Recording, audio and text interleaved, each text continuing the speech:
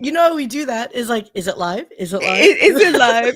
No, but you know what? Even in the last one, I was just like, "Yee," and I came out, oh, I came out like that. I was like, oh my God, like I was so embarrassed. It's okay. It's okay. Okay. C's advice tip number one on live streaming.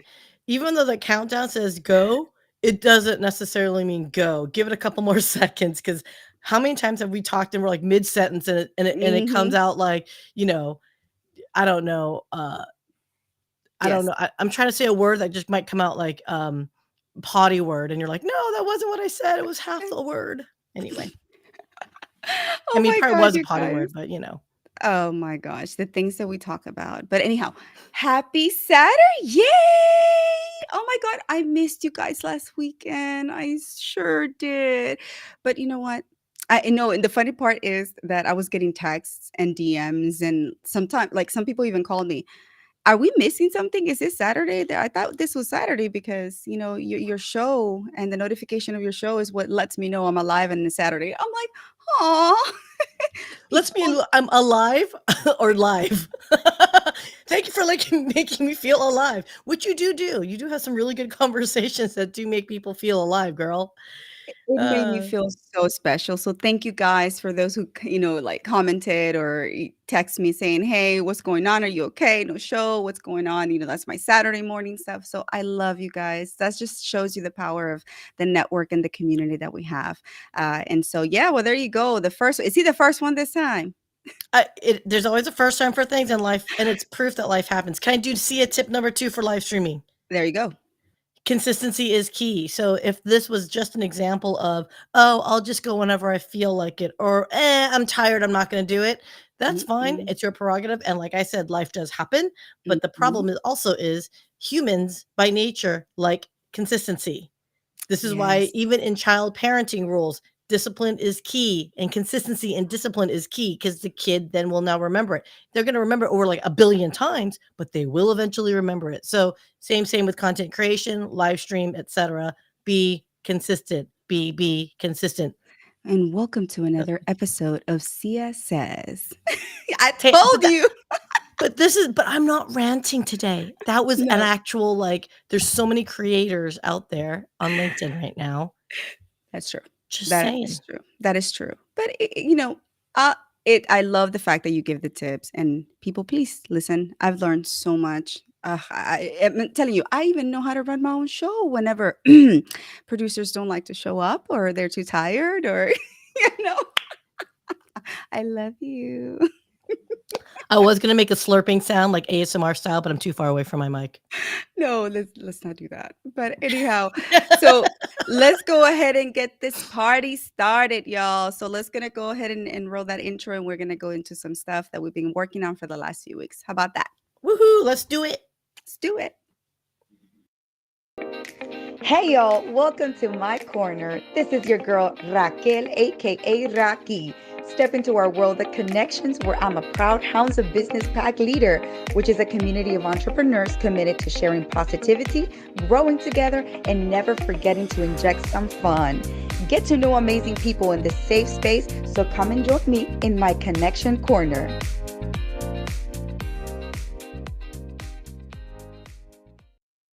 Hey, and dance, and dance, and dance, and dance. There you go. I did a little bit longer this time because people, they say they like that little part. And I love it. I love it. They're like, yes, and dance, You know what I and should do? I dance. should pull up a things like and dance with us. I think that's our Yes, future, like and dance with us. Okay.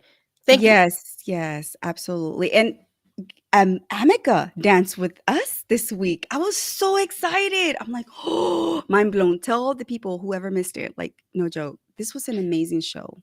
I'm glad you enjoyed it. I'm glad. So I have a show with another client called Checkpoint Real Talk. Checkpoint is a cybersecurity company, data cloud security company, and basically, they thought it was a genius idea to do reaction videos to TV and media, how it's depicted, and they will bring their crew. I'm just there to guide everyone along a little bit. And they Mhm. just tell us whether it's reality, if it's BS, if it's like meh reality, or if it's just pure sci-fi. So this week we had engineered arts. So we had Leo Chen and Naomi Hart. and Amica. Amica is a robot, and it's purpose built to be an interactive interface in a robot humanoid, I guess, form factor. And you guys, if you guys don't do anything with TikTok or YouTube Shorts, uh, Amica is often compared to Sophia, who's another robot that's got an android like face, and Mm, those two are like probably one of the most like known mm. robots right now outside of Atlas from Boston Dynamics and all the Hanson robotics folks. So Amica is amazing. Had a wonderful time with Leo. Leo, love you, man. In fact, if I can say one more shout out, the Yeah. reason why I know Leo, and this is you guys, this has all happened on LinkedIn. So yet again, tip number 3 for live streaming and podcast creation and content creation: network, network, network. So Amen, sister. there's a Lego right there robot, and Mhm. it is a robot on purpose because there's a gentleman named Andrew F. Bennett who does a Sunday live stream, and it's Legos or Shizers. Sorry, Andrew, I forgot the name of her show, but it has to do. You build Legos while you Yes. get interviewed, and It's he had awesome. Leo and Amica on, and I groupied out on him. I like went crazy, and then I slid into Leo's DMs, and that's how this whole thing came down. And why do you care about Amica, Raquel, that much? Well, is the idea of educating ourselves, right? So many people are like, oh, they're so afraid of the robots and they're going to overpower it and overtake us in the near future. I'm like, look, educate yourself. Do your due diligence and literally like go out there and get informed. I tell people educate leads to empowerment and it leads to upliftment.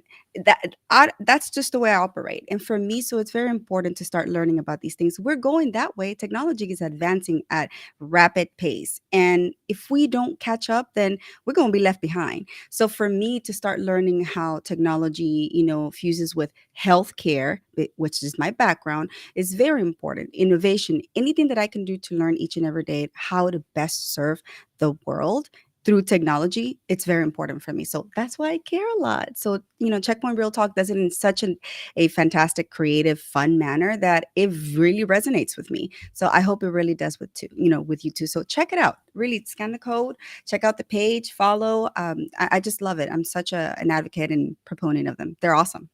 Well, thank you. Well, if you guys are really interested or intrigued, next week we're reviewing Her, the movie Her, which is a study in relationships in general. So the Hmm. relation between a human and a operating system, or for all intents and purposes, another robot. But it's a very interesting AI discussion that Yeah. we'll just be talking, and then think about all the security implications around that. But okay, that's neither here nor there. That's Checkpoint Real Talk. Please, everyone, if you cannot watch us live, we do have a YouTube channel.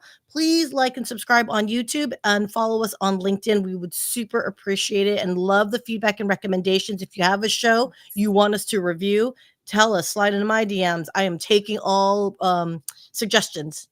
Yes, yes, love that, love that. All right, guys, check it out. And like I said, it's awesome. All these fantastic shows that are coming out, and that you're producing, Miss Producer Extraordinaire. We love it. We love it. But let me tell you, I have something special to say. So the reason why I missed last weekend and I missed you guys again, but it was very important for me. It was very special. I went to an Aggie football game, and I went with my brother and my sister-in-law, which they're both dear and near to my heart. So you see the beautiful, picturesque Kyle Field behind. We had a phenomenal time. So for all those Aggies who are watching, if you know how culty like we are, that's what people say. But anyways, I love my Aggies. I bleed maroon. I always say that, and I wear my ring proudly. So this is my brother, as you can see. He did not go to Texas A&M, but he is an honorary Aggie. I call him an honorary Aggie because I think he's more of an Aggie than I am. He lived vicariously through me. So, I mean, all these years when I was at A&M, he would sit with me in the student section, just rooting for the team. And he would walk the campus. He sometimes would go to class with me when he was visiting me. Like he was just the epitome of a big brother, and it still is. And if it wasn't for him, I wouldn't have had the opportunity to go to college. And I will say that. So I wanted to highlight him. So this past weekend was his birthday, and I wanted to do something special for him. So we went to the Aggie game, and to me, it was very special to see him. Just love the environment and have his wife actually experience that life as well. So what Oh, I can I give your sister-in-law a little bit of shout out? yes. Okay, if you guys ever like see Raquel look banging with her hair, makeup, etc., I mean, your sister-in-law Jess is so kind, and she's like, "No, you're not going out looking like that." I mean, I just love her. So I know she doesn't know me, and I know she only sees me from afar, but I love you, mi hermana. Oh, yes. All My right. sister-in-law is just amazing. My brother has been blessed with her presence in his life. So thank you so much, Sonia. Muchas gracias. Te quiero mucho.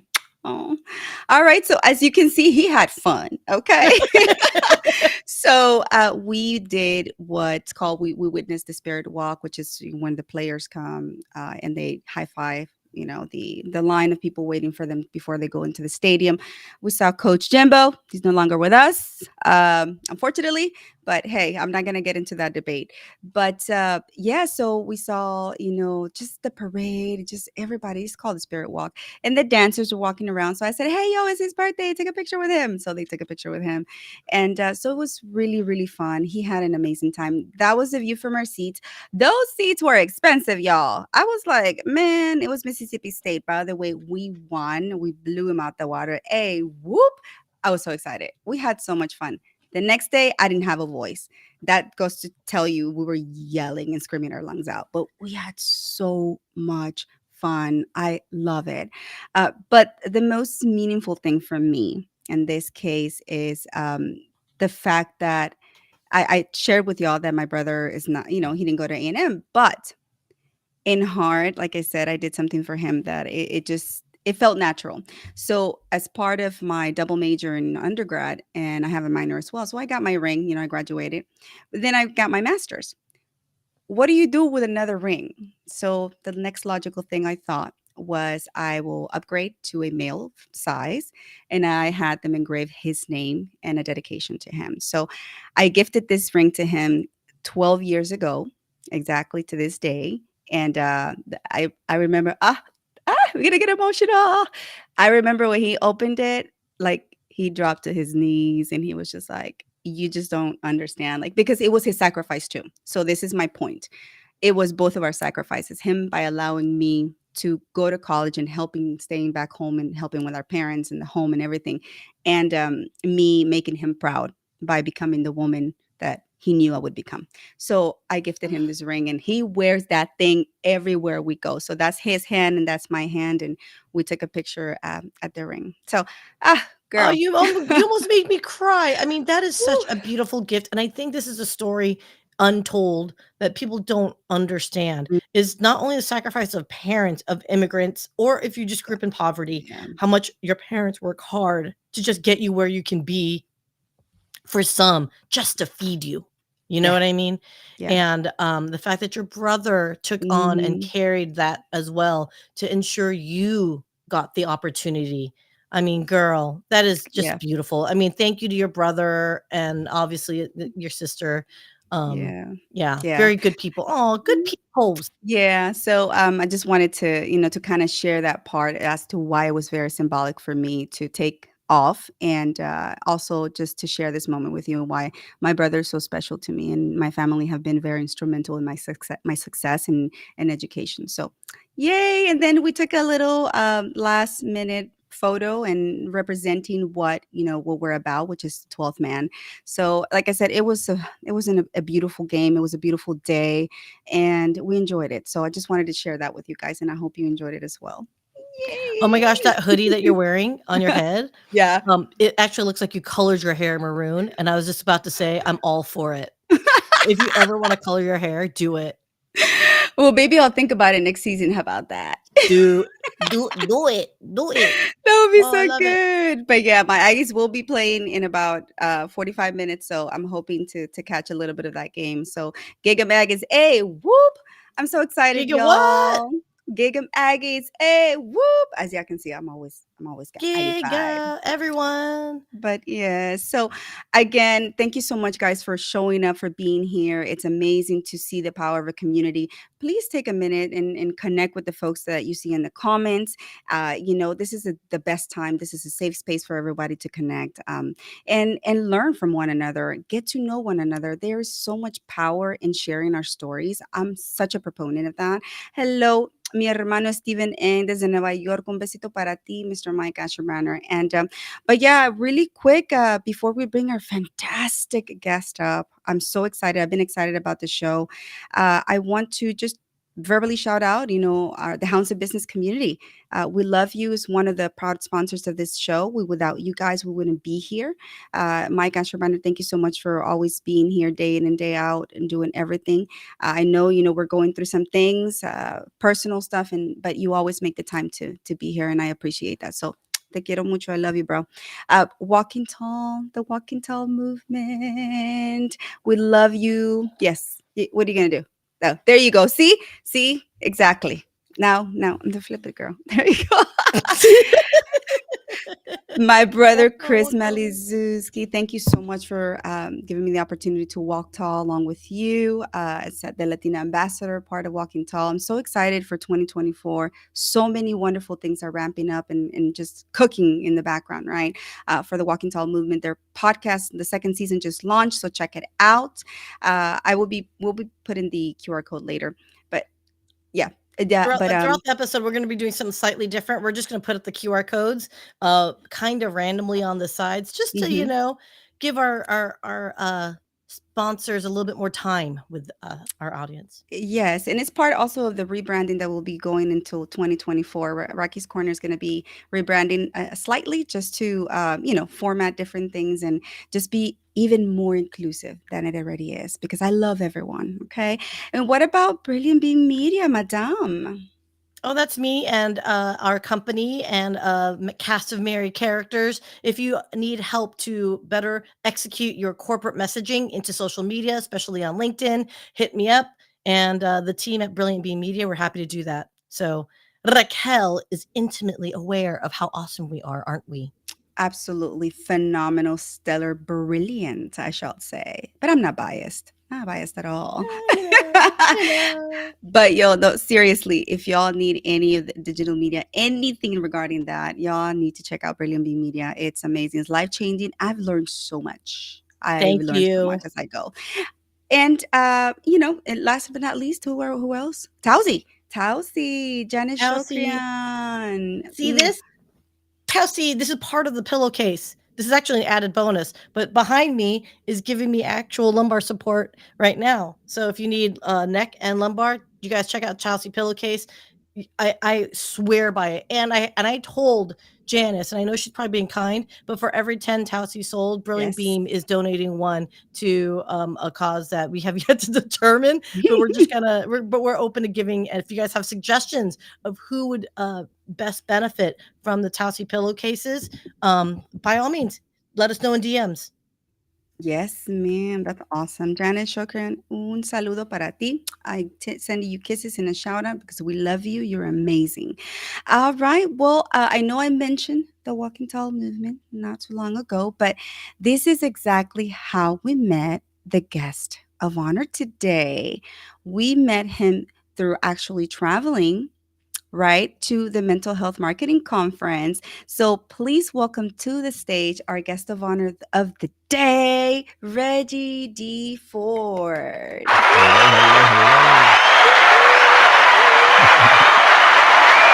And clap. And clap. And clap. Syya, I love the dance. I gotta take some notes.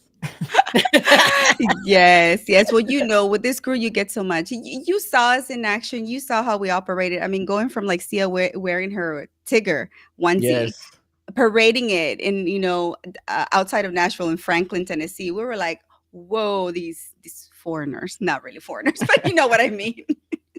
Oh no, we were in Franklin, Tennessee. We were foreigners. Come on now. No. No, it was You guys, did you we were in a really nice part of town, and I'm Yes, walking We around in a were. onesie. This guy pulls up in his Rolls Royce to drop his kid off to school. I'm like, are we that's a Rolls Royce, you guys. Yeah, at there'd be six some o'clock in the money over morning. there, peoples.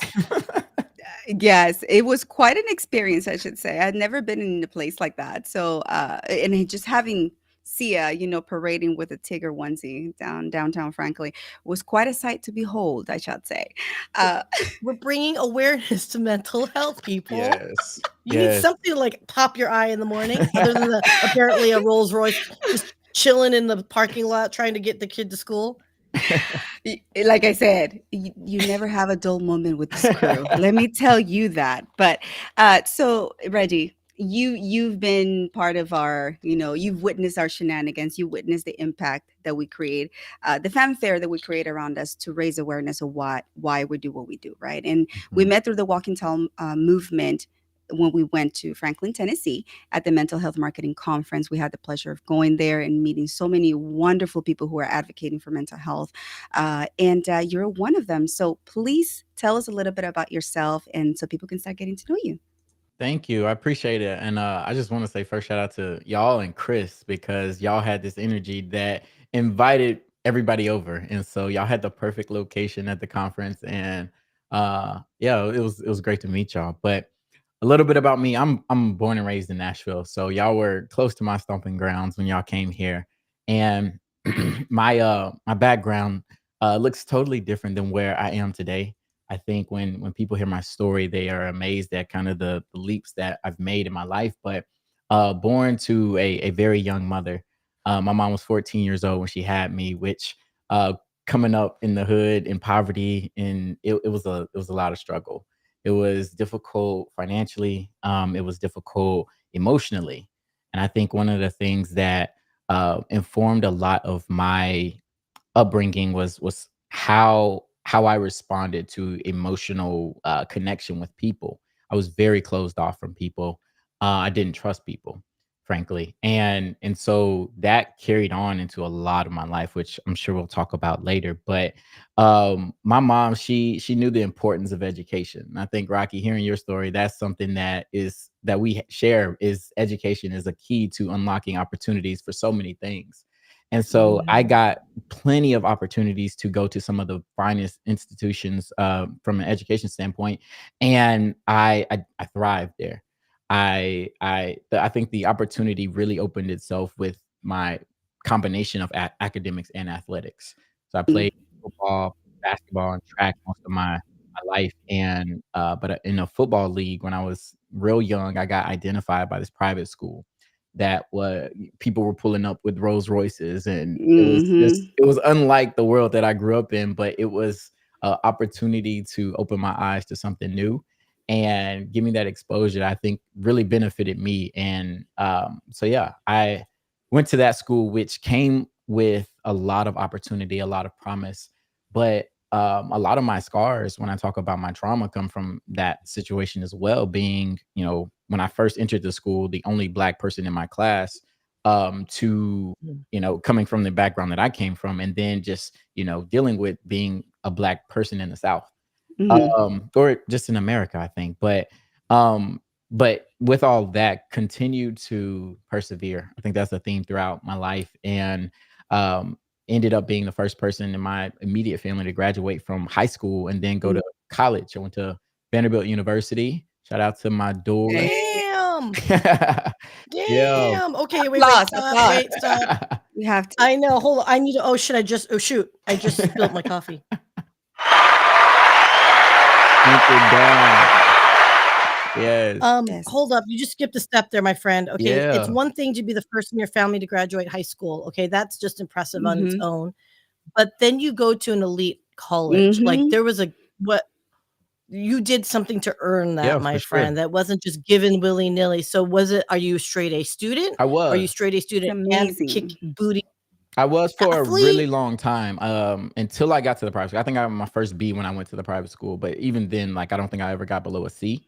And may have graduated with, somewhere around a 4.0, maybe higher because of APs and things like that. But Mhm. um, So like school You school know, came give or take a school point came or to two me. above 4.0 is what I got. Like school came to me. I think like when I look at like what gave me peace, it was sitting down, having an assignment. And for a long time, I felt like this was kind of a flaw of our education system, but it felt just so much like pattern recognition. I'm really good at recognizing patterns. And so if I could see the example, I could pick up concepts really quickly and move forward with that. And so school came easy to me. And like I went to Vandy, but I had opportunities to go to Harvard, Yale, UPenn, Stanford.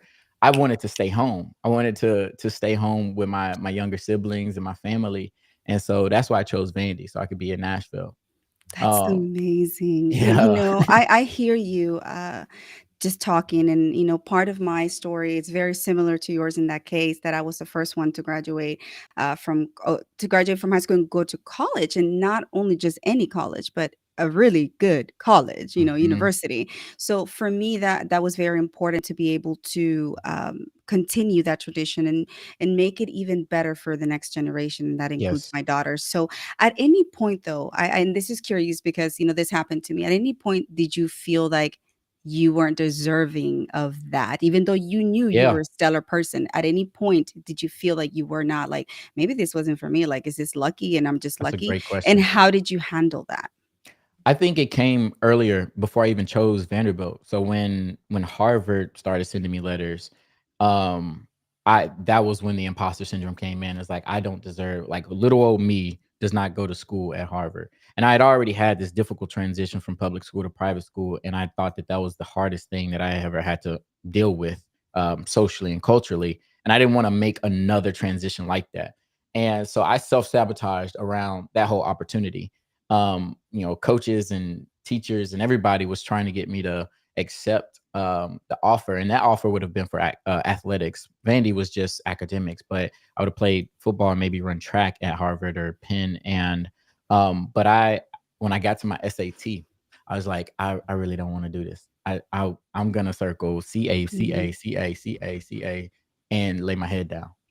And I did that, and I, like, Mm. self-sabotage to the fullest because I didn't feel like I was deserving of that opportunity. Just this internal dialogue going in my head from a lot of the things that I experienced in earlier life. Like, there's a record playing that is a very critical version of me. And Mhm. so, yeah, but when I got to Vandy, I felt more so like that was home for me. So even being at a school like that felt very natural, but it came a lot earlier. And I look back at it. I ended up taking the SAT, ACT a couple times just to get my grades right, get my Mhm. scores right. But I look back at that time and wonder, I don't regret it. I think I still would have made the same decision, but just pursued that opportunity without the lenses of my trauma affecting what I was doing. Mhm. No. Okay, um, I gotta say something real quick. Um, the way you throw out, "Yeah, I coulda gone to Harvard, I coulda gone to." I'm just laughing because as a West Coaster, like, we don't understand what those words are coming out of your mouth except in movies, right? Like, you're I mean, do you understand how amazing that is that you even Yeah. have the opportunity to be like, "Well, but I'd be, like, over here with them," Yeah. versus, "I have heard of the school before, and I hear it's a great place." So, kudos to you. I Yeah. mean, and I think, and this is a shout out to Naveen, Goyal, MD, the doctor, The doctor. illustrious Dr. Naveen Goyal. Um, he has a new show called Underdog Untold, and he just shared a live stream about himself too, and you too resonate with me with the exact same thing. Mm, You self-doubted yourself, didn't think you belonged. He's in medical school in a class where he was like, I don't think I can pass this class," and he was doubting himself, and he's like, "Everyone else is kicking butt but me," and stopped to say, "Wait a second, I'm in medical school. I earned my right to be in this school." mhm. And he goes, "I am already a badass, and I'm just struggling a little bit." I feel like that is where you were too, is sunshine. You just got in all the fracking, not top-notch, respected Ivy League schools, and yet you still had that little self-doubt of belonging. Mhm. Yeah. I'm blown Mhm. away at that. So can I ask you a little bit on that? How did you Mhm. overcome it in that moment in time? Not now, because we're going to talk about more about the mental health, marketing conference and our experiences and what you do. But at that moment in time, was there one thing that you did to just change yourself out of it? Like trigger yourself to go in a different path? I think I think it still persisted, but I think my mindset was that, when we talk about success or, where I would end up with the opportunity, I felt like I was going to be fine either way. If I had gone down the route of Ivy League, if I had gone down the route of not even going to college and starting business or starting working, I feel like just because of my work ethic and the commitment that I've had to being a better person each and every day, that I would have been in a great situation. And I think that helped me deal with the fact that I had this letter that I had many letters, think Harvard, think Penn, like I had all those letters and I ripped them up and I threw them away because I didn't want them to be a reminder. But I think knowing that um, I could be successful without that was kind of the thing that helped me get through it because like, I don't know, I don't have many regrets in life. I think you can live with regret and it can eat away at you, but, like, everything happens for a reason, and I probably wouldn't have still been in Nashville to meet y'all. I wouldn't be in this position that I'm in. I wouldn't have met my wife. I wouldn't have done all these different things, and so I don't look at it as like, "Oh, I missed out on things." I'm just like, "That's the way that universe was supposed to work for me." I love that. I love your take on that, Reggie. You know why? Because so many of us, like I said, sometimes sulk in that, oh, if I had done something different? And I think that this is something that I also talked to you about that I said, I don't want to be on my deathbed, Mm, when I'm like 80 or whenever the Lord decides to take me, and regret and look back and say, man, I wish I would have tried this. I wish I right. would have done that. And so that's why I am living life to the fullest and really enjoying. I know it sounds cliche, but really enjoying each and every step, even if it's like, I know we get faced with so many different things on every day. The Yeah. devil's always trying us, but hey, we're not going to let it. But those moments in itself are so enlightening. And I go back and say, I wouldn't be in this position if I didn't go through that. So Mhm. somehow I have to have some sort of gratitude for the trauma that I lived. But now, how am I utilizing that trauma in order Absolutely. to be a stepping stone for my next launch path? And so for me, like a book was like, that's my testament. That's going to be Yeah. my signature and that leaves starts my legacy. And I know you have a fantastic book, and I really want you to dive deep on how the notion of that came about, and Mhm. then what decided to for you to actually take the step to write a book. Absolutely. I think for me, it came at a time in my life where so much of what we call success was I had accomplished that and I was accomplishing that, but internally I was miserable. I was in the worst place mentally than I had ever been in my life. And it started with 2000 the January, well, late 2018, my grandmother, who is sitting here over my shoulder, the rock of my life, the most nurturing, loving, caring person that I had ever known. She had been diagnosed with terminal brain cancer. And so it was dealing with the feelings around, what was imminent for her. And then fast forward a couple, weeks, and she had recently had a brain surgery. She had had tumors removed. She had had all this medication. And she, January 1st, 2019, attempted to take her own life. And that was my good morning call on New Year's Day. And I, dealing with all of that and having to understand, like, how do I cope with this is the person I go to when I'm having hard times and who I talk to. I don't have anybody to talk to about certain things anymore. And then on top of that, being, a primary caretaker 6 months after starting a business, 6 months after being married. And so there's a lot of transition, a lot of things happening at that time. And then 2 days after that, there was just chaos that ensued in my grandmother's living room, family members wanting to kill each other, and I feel I stepped in as this mediator of sorts, and, yeah, it just, like, started to spiral from there. And so I took to my phone, and because that, like, I was literally taking care of my grandmother, like, 24/7, and I'm on my phone at the end of the night typing in my notes saying, how in the world did we get in this situation? Just a couple weeks ago, we are preparing for Christmas and now we're here.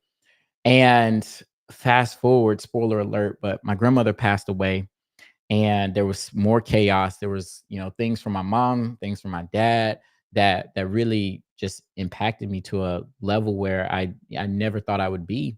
And, I think I had like recently gotten featured in top 100 in finance, or I know I was nominated for Forbes 30 under 30, and then top 100 of finance hit. And then I had this panic attack.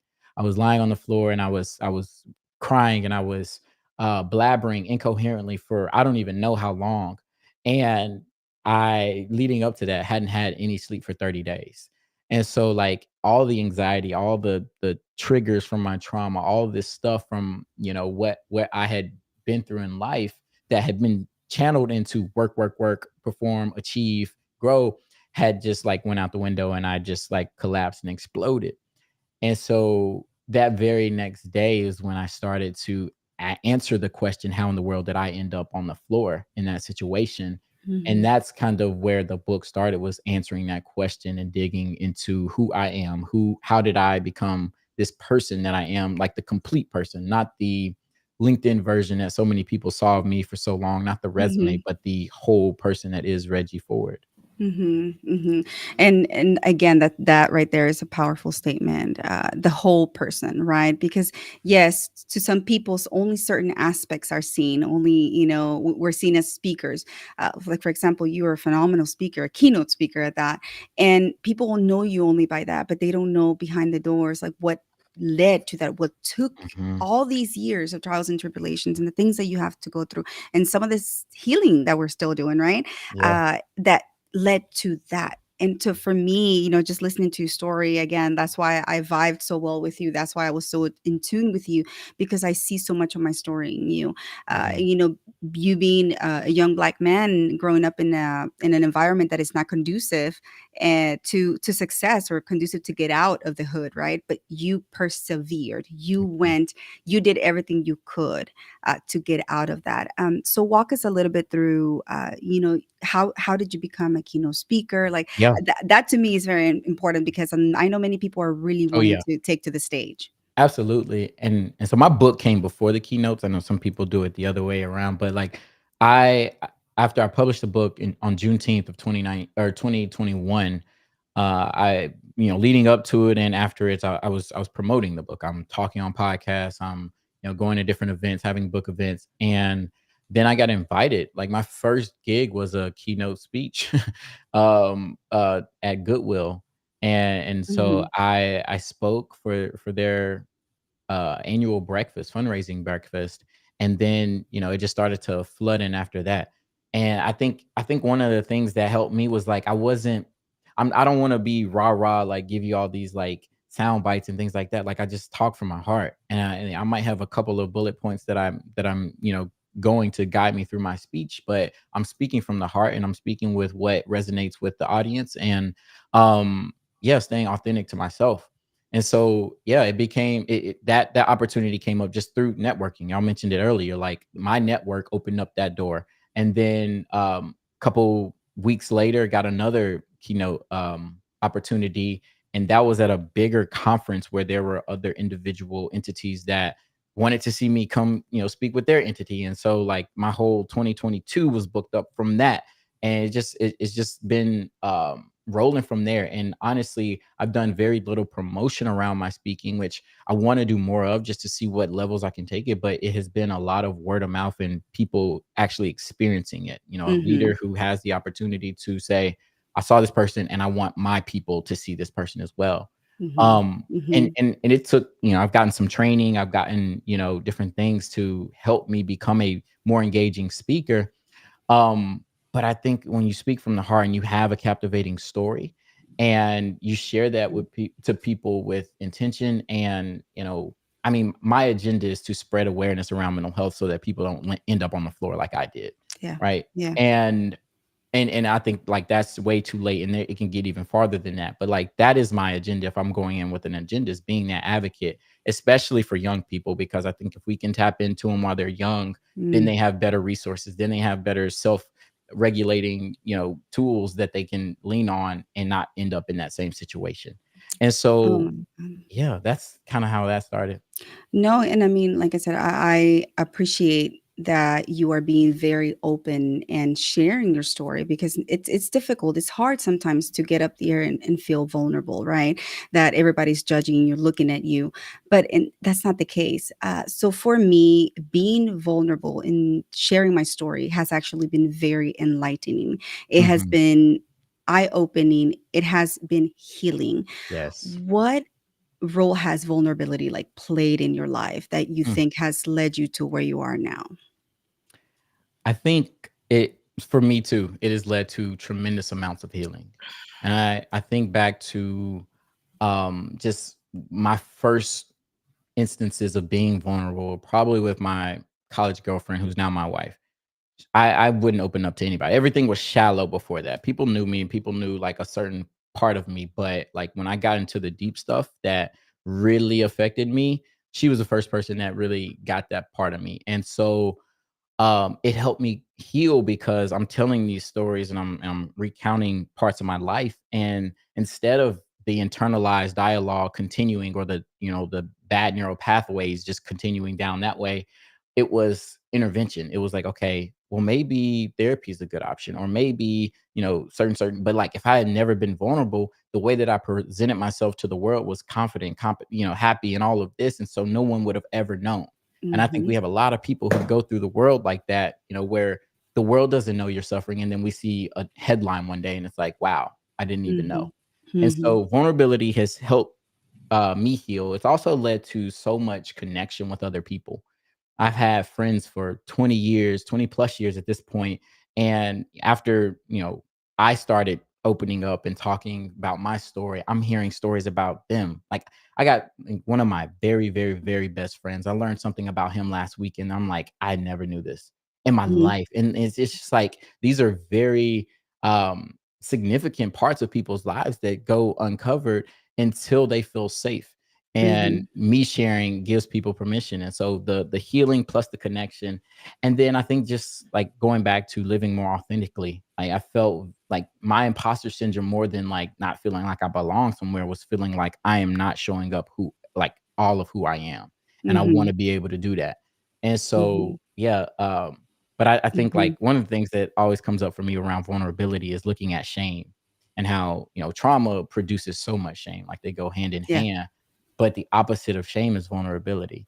And if I can become less shameful about the things that I experienced, knowing that I'm not the only one who had a teenage mother, who had a father who was in prison, who experienced physical, emotional, sexual abuse, who, like, I'm not the only one with that story.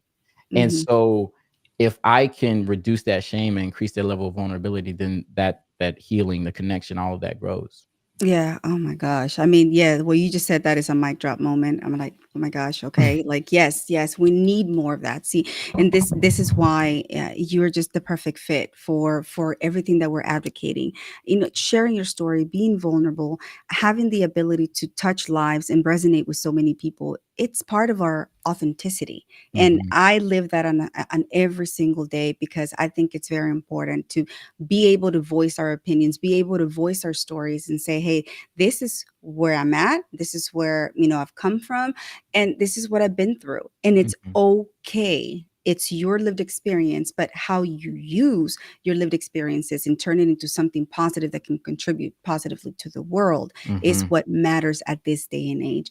And so for you, I know you speak to organizations, you speak to individuals, but how are you pretty much, letting organizations know how they can better serve for those who experience trauma? Absolutely. I think, like, especially when I speak to organizations that are surrounding the youth and young people, it's all about creating safe and inclusive environments. And what does that look like physically? What does that look like emotionally? And what does that look like culturally? Because if one of those things is off, then a person is not going to be in, their window of tolerance, getting into some polyvagal theory, but they're not going to be in a situation to where you can get the most out of them. You're not going to get a student to be able to learn the best if they are feeling unsafe. You're not going to get an employee to work as hard as they can if they don't feel safe. And so, like, that is the crux of it all. Is like, how do we make safe environments for each of these people? But I think one of the things in like dealing with people who have shame, and I won't even associate it just with trauma, but if they have shame, is to give them a voice. And that voice may have to be anonymous at first. That voice may have to come in some kind of smaller forum before it opens up to a bigger one. But like, if you can give a voice to the voiceless, that is going to help empower them and break down some of that shame.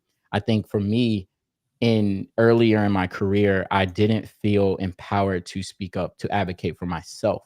Where there it was, I felt like, my performance review should have been this versus this, whether I felt like I should have gotten a promotion here over there. I didn't have the ability to do that. And I think if organizations have this trauma informed mindset with dealing with everyone, because I think we all experience trauma to some extent, then you can combat that and allow people to have a voice so that they can advocate for themselves.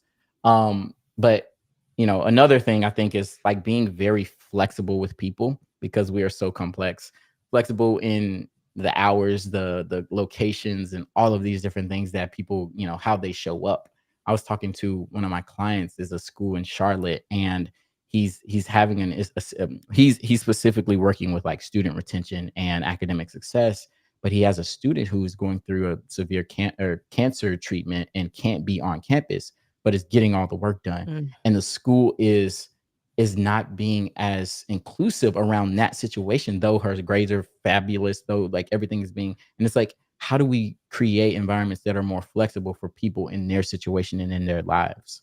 I think that is super crucial. And then, for me, I think every organization should have an emphasis on the mental health, and how behavioral health is treated. So whether it be through some type of budget that you set aside in an EAP assistance program, or just something where people can have access to resources that can get them help, whether it's an app, whether it's a online therapist or in-person therapist. Like, it's so hard to find therapy, especially when you're dealing with your work. It's like, okay, where can I go to turn that can help me access these? And then if I need the help paying for them, because it's expensive to heal, Mm, how can I get that? And companies, we report so much on the bottom line, but like, I think, bottom line in life is how we treat people. And mm, so, mm, yeah, I think those are huge. It strikes me as at what cost of that Hmm. bottom line, Hmm. right? And so, we use concepts all the time on LinkedIn, right? It's people, processes, technology, whatever, but people supposed to be first. And yet Yeah. the idea of, you can't run machinery without oil to lubricate the gears. I feel like with mental health, it's the same thing. You can't, that squeaky wheel in that brain gets louder and louder to the point where Hmm. they're not functioning, right? And so I just love what you're saying with that, because that advocacy, we're starting to see more of it. Here's a question I have for you, and I think you're a bit younger than me. Everyone is these days younger than me, damn it. But that being said, is this. It's so depressing. But anyway, um, Reggie, do you feel, and with what you're seeing, the fact that the boomer generation is now really finally starting to retire and leave the workforce, you got the Gen X's coming up, millennials, Gen Z, right? Do you feel the mental health conversation is more open now that the younger generations is more inclined to talk about it and address it versus the, whatever societal expectations of mental health was for the previous generations? Are you seeing a shift at all, or do you think it's still very much a challenge to bring that awareness up? I think absolutely seeing a shift. Younger generations, like I would say, like I'm a millennial, and so millennials and younger are very much a. I think everyone is somewhat of an advocate around mental health, because we've experienced so many different things that have informed us. And I think going back to kind of what you said about bottom line and what you sacrifice, people over profits, and different things like that, is like, when I looked at, I did all the things right. Right. I didn't drink until I was 21. I didn't smoke, and I didn't like I partied, but I didn't do too much craziness, and I did all the things right. And yet I was still miserable. Right. So what is success if I get to a point where I've achieved all of that and I'm still miserable? That is not success to me. And so I had sacrificed my mental health all that time. I think a lot of people in our generation have seen that. You see celebrities who have all the things in the world that we would want to strive for, and yet they're miserable and they die by suicide. We see Mm, parents working their butts off, and we see that, when they come home or when they die, they have regrets about what they did in life, what they spent their time, and what really they prioritized. And I think we are learning from that and understanding that mental health is a part of our overall health. I have like nagging pains and things, and I'm like, no medical doctor, the ones that aren't, trained into connecting the mind and the body, they don't tell me that this is the reason that I have neck pain. But like, all my people who understand trauma understand that trauma can live right here. And so I think yes. there is a shift for sure, because younger generations are seeing older generations and what they've suppressed and how that has turned out. It's like me. I had bottled up everything for 28 years, and it exploded on my floor in the living room. And so yeah, I think we're seeing a big shift in that. And even when I talk to like young people, if I talk to a group of students, I always open it up to Q&A, and the questions that they ask are totally different than the adults. And it's showing a focus and a true care for themselves, their mental health, and how this world treats it. And so I even hesitate sometimes when I talk about a stigma around it, because I feel like that stigma is decreasing significantly. So Okay. yeah. Yeah, and I that's a know, I'm great. right there with you. Go ahead, Sia. That's fine. Sorry. I'm like, oh my God. No, because we can keep going and talking about this, but I feel like let's tie it a little bit more together as to how we all met with that, because and I just happened to see the person that actually created the event. So let's talk about this image right here at the mental Aw. health marketing conference. So shout out to Steve Turney, who was in the audience. I do want to shout you out, my friend. Thank you so much. I mean, I had not heard of this before. So um I mean, I gotta tell you, as someone that had not heard about this conference, and the fact that there was just so many genuinely amazing people really advocating for change. Let's talk about this experience. So, was this your guys' Mhm. first time to this mental health marketing conference? It was my first time. I had heard about it maybe like a night or two before. So I think Steve even said that I walked up to him, and I was like, he remembered my name because I was the last person to register. And so like it was just Wow. by chance that I was able to make it. I had like canceled all my other meetings to be able to be there, but it was something that was important to me. And I'm so glad that I went. And if anybody is considering it, absolutely go. Like it was phenomenal, from every speaker to every breakout that I went to, and then the exhibitors, like getting to meet y'all and different things like that. It was a fantastic conference. And so yeah, it was my first time. Yeah, no, man, that was my first time as well. And like I said, just the fact that we were able to just resonate with so many folks, right? And where we were at the booth, and people were literally just coming up to us and saying, "Well, what do you guys do?" And this and that. And they would just, once we told them what we did, it's like their whole barrier went down, and they're like, "Let's talk." And they would share their stories. They would sit, with Chris, and Chris is a phenomenal interviewer. Like, oh my gosh, he's gifted. And Sia producing, and me, I was like, just watching everything, and I'm like, this is beautiful. This is what we need. We need to replicate, duplicate this effort massively all over the world, because we need spaces like this. So my gosh, I look at that picture and I'm like, oh my gosh, it was so much Yeah. work, but so much came out of that. It was 33 interviewees, correct, Sia? Wow. Yeah, and full disclosure, sorry guys, I've been hella behind. But we are going to be releasing the series. So that is coming out. It is going to be an audio format because there is an error on the video side. So I'm so sorry. Yeah, talk about a cluster. But we have a lot of great screenshots though. Yeah, there was a lag on the video, guys. I mean, if you wanted to look like, what's that? Um, like if you want to look like a really bad like TikTok video where they do jump cuts all over the place at the most inappropriate times, that would be how everyone's videos look. So we're just gonna go opt for audio format, but it all is gonna come on out. And I just want to say thank you so much for your time and patience and everyone. And like I said, shout out to Steve Turney. Everyone, you really should get to know him. Just so passionate to ensure that we elevate and amplify the mental health community, and help everyone understand that there is help.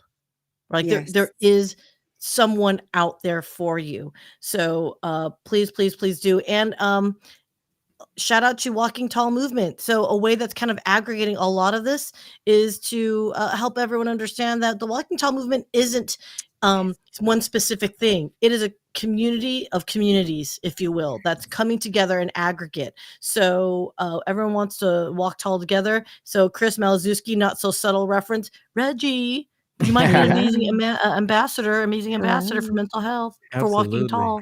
We'll talk there you about go. that later Okay. offline. I approve. Yes. I mean, I even told Reggie this. I said, yo, you will be a great fit because it fits. It's a natural Mhm. fit. So Yeah. there you go, Chris. He gets the vibe. So there you go, bud. Uh-huh. we want Yeah, I it is. everyone to love walk tall with us, whether you know it or not. You are part of the Walking Tall community, and everyone can walk tall together. You can even walk tall by yourself as you're working through your process, guys. But it. the Yep. idea of it is always walk tall. Mhm. Yes. And Yeah. then you're surrounded with a supportive community who understands and been there, is going through that. And, we have one main goal. It's just being there to support one another. So I love that so much, you guys. I think there's one more picture. There it goes. See, Oh, I there is. loved Did you do it? Okay, it. there you go. I've got everyone, full disclosure, I've got a massive lag today. So I apologize if the things are a little slow. Yeah, it's okay. But Oh, tell us good. about this experience for you, really quick. I know that you approached, we talked, and then Yeah, we hit it off. We vibed, and you're like, all right, let's do this. And so, absolutely. how was it? How did it feel to be able to share in this way?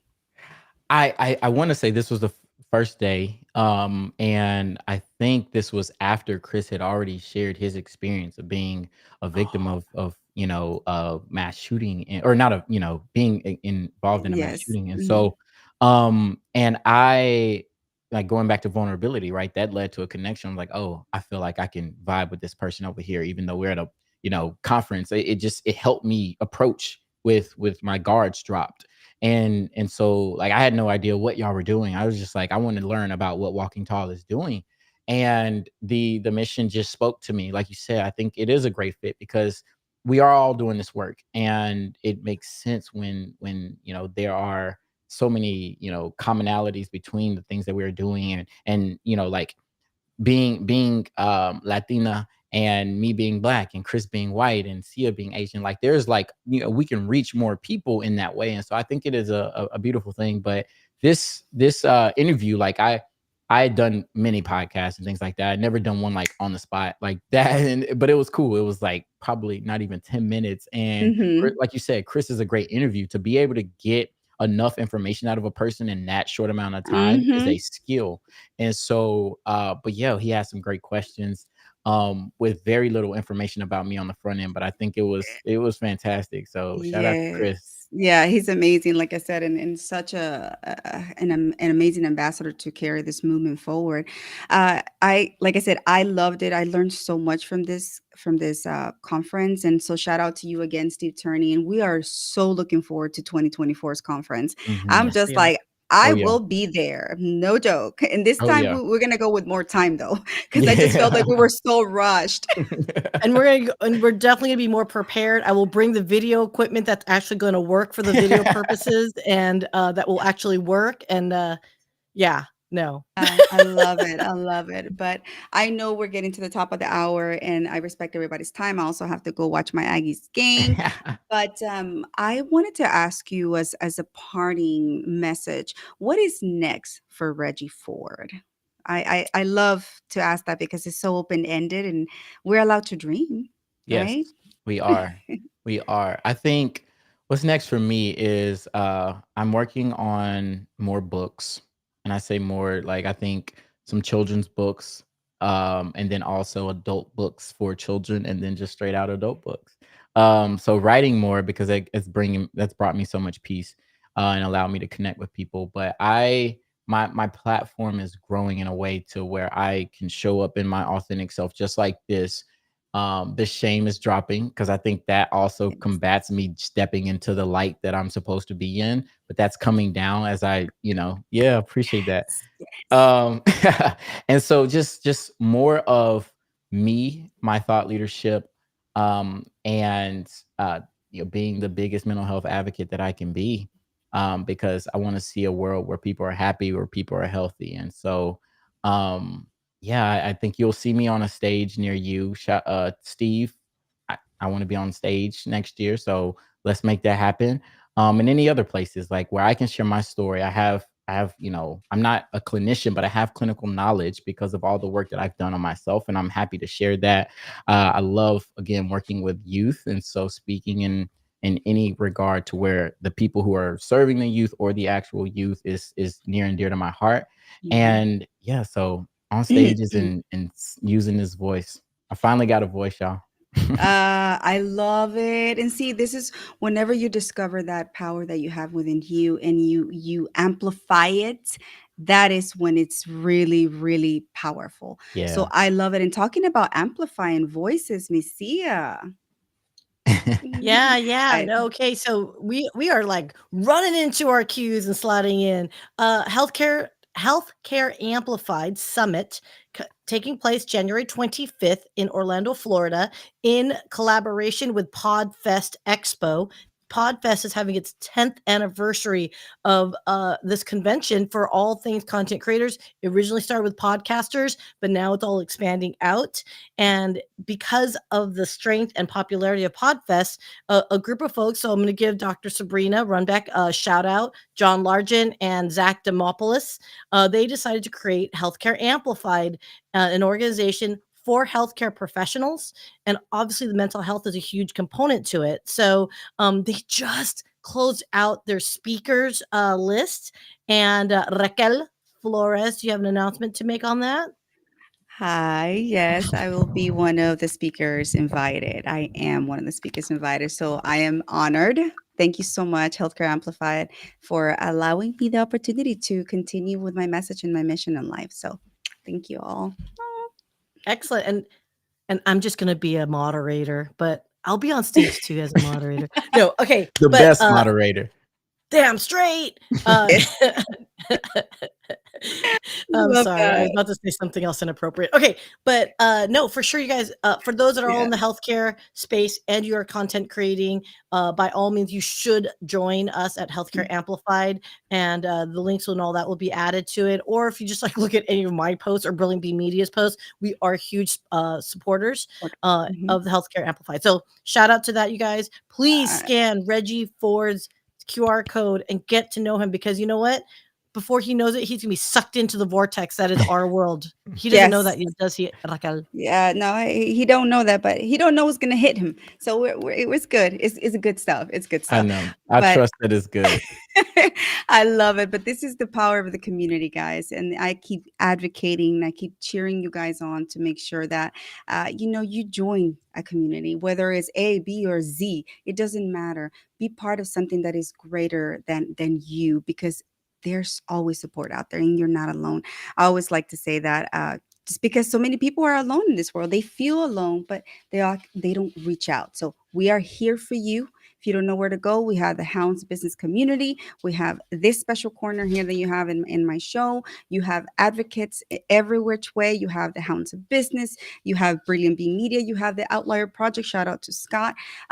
You just have so many fantastic people doing amazing things in the world. So reach out. That is the main thing.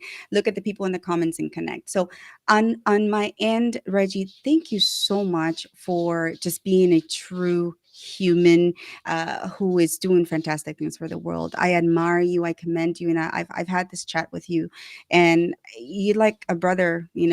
From another mother. I'm gonna say that. The camaraderie, the knowledge, the wisdom that you have, and what you're imparting in the world is just admirable. And you're young. I'm just like, oh my gosh, he has so much to give. I'm like, there we go. We unite and empower our youth. Empowered and educating. Educating, empower, and uplift. So, with that said, I hope the audience has walked away with valuable and massive information, because I know there was value. I don't know what is this here. What is that? I don't know. Heart. Oh, is that a heart? I was like, what is this? Some Asian I sign didn't that I know don't. what that It, was. it is. It's K-pop heart. Well, that's why I don't know it. So that's why I was like, wait, I don't know. But anyhow, guys, I would like to close this show out Chris Malazewski style, walking tall movement. So on 3, I will say walk tall so that we can, just empower people to make sure that they reach out. We love you guys. Please, please, please reach out to us. We always like to network and connect with new folks and let them know that we're here for you. So without further ado, guys, thank you so much for the opportunity to be here with y'all. It's an honor. Reggie, we'll talk right after the Oh, yeah. show, okay? Because you are going to be sucked into this vortex. We love you guys. Please stay tuned and have a fantastic rest of your Saturday, and come back next Saturday with another fabulous guest, okay? So on 3, 1, 2, 3, walk. Walk Walk tall. tall. Woo-woo! Thank you. I appreciate it. Thanks for joining us, and I hope our chat inspired you to make a new connection. Please like and subscribe, and let's build a great community in our little corner where we get serious business done by injecting fun. Thanks for tuning in, and until next time, come back to Raquel's Connection Corner.